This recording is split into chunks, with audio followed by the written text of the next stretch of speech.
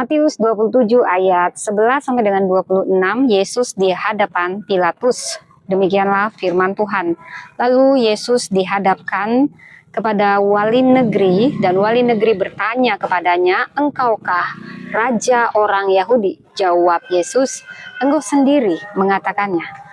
Tetapi atas tuduhan yang diajukan imam-imam kepala dan tua-tua terhadap dia, ia tidak memberi jawab apapun. Maka kata Pilatus kepadanya, "Tidakkah engkau dengar betapa banyaknya tuduhan saksi-saksi ini terhadap engkau?"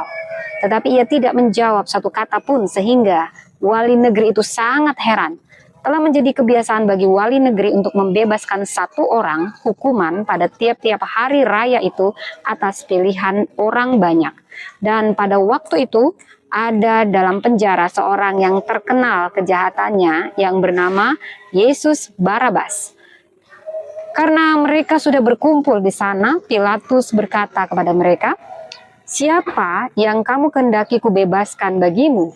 Yesus Barabas atau Yesus yang disebut Kristus?" Ia memang mengetahui bahwa mereka telah menyerahkan Yesus karena dengki.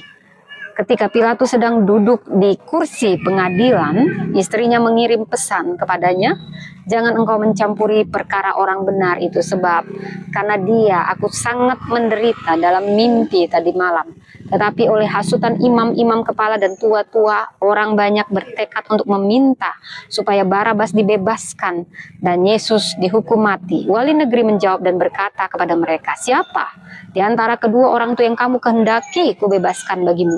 Kata mereka, "Barabas." Kata Pilatus kepada mereka, "Jika begitu, apakah yang harus kuperbuat dengan Yesus yang disebut Kristus?" Mereka semua berseru, "Ia harus disalibkan."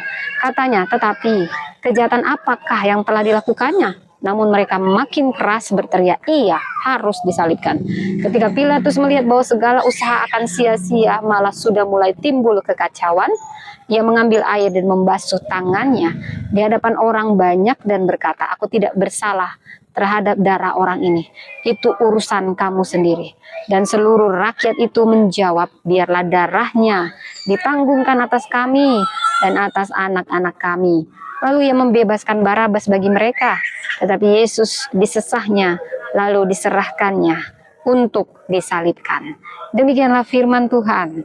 Tuhan memberkati.